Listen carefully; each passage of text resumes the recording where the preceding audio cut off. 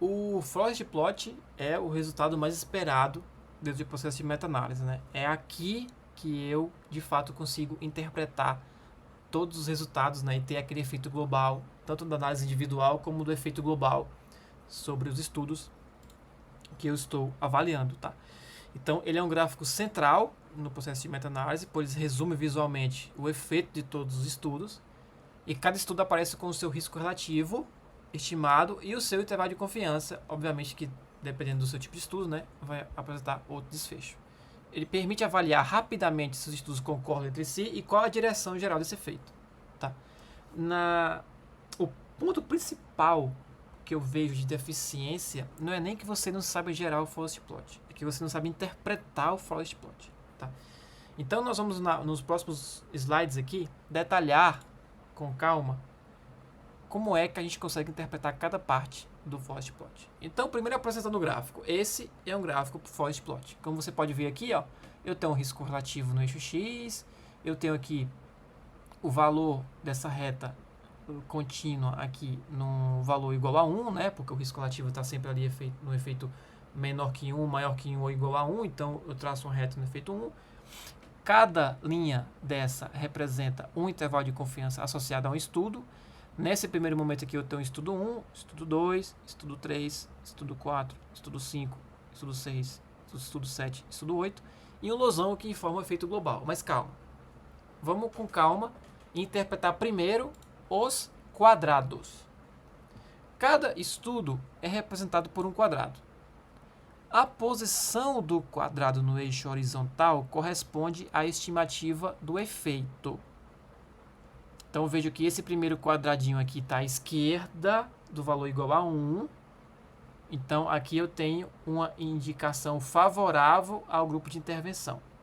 Então, vejo que quando é menor que 1, o risco relativo, eu tenho um valor favorável à intervenção.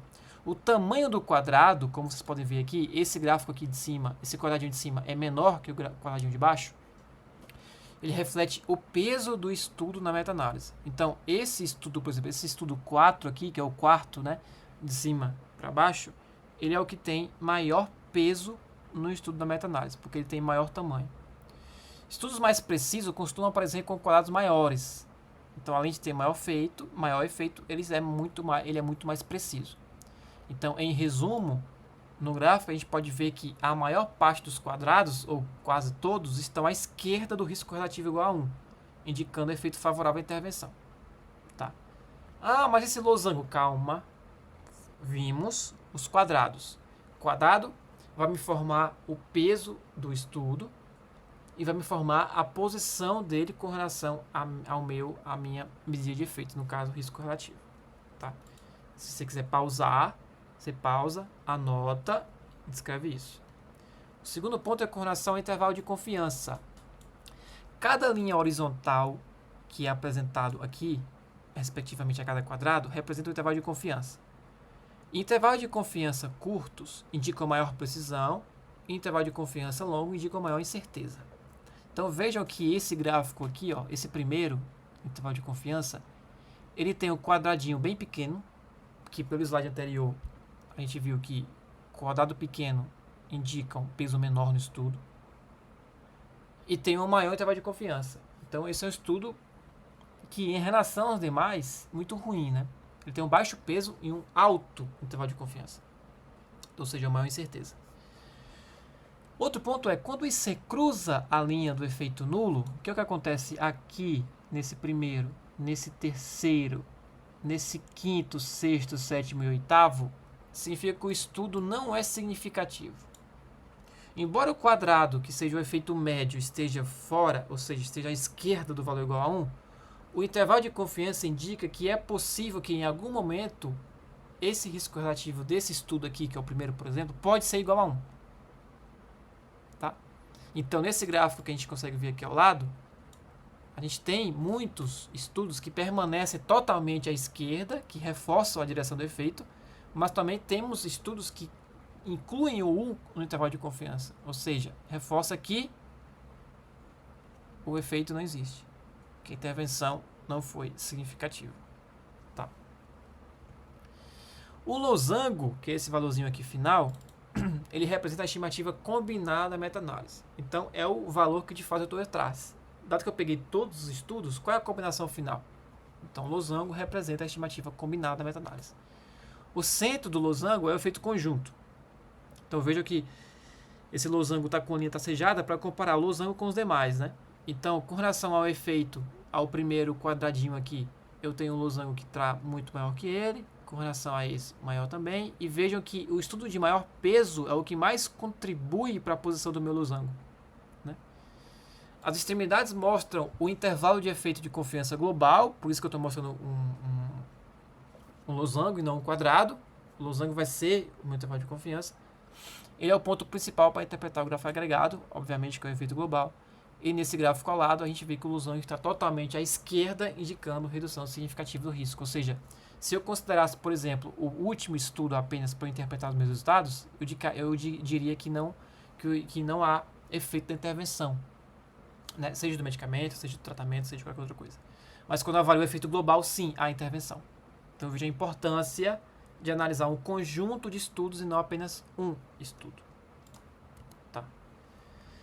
Com relação à linha de efeito nulo, a linha vertical representa o valor de efeito nulo, ou seja, esse risco relativo igual a 1, que aparece aqui no meio, significa a ausência de diferença entre intervenção e controle.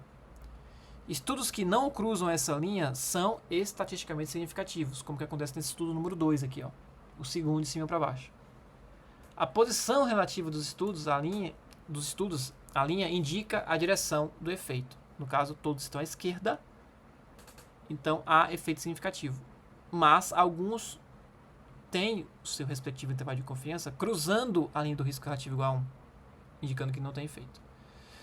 Uma coisa é a média ter efeito ou não, uma coisa é o intervalo de confiança. Por isso que existe a estimação pontual e a estimação intervalar.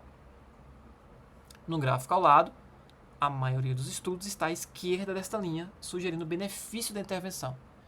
Ou seja, há sim o benefício, porém estatisticamente, como alguns têm o seu intervalo de confiança, passando pelo risco relativo igual a 1, eu consigo dizer que não é efeito significativo, para alguns. Por isso que é importante você avaliar o efeito global, porque no efeito global eu tenho uma visão geral, para saber se houve efeito ou não.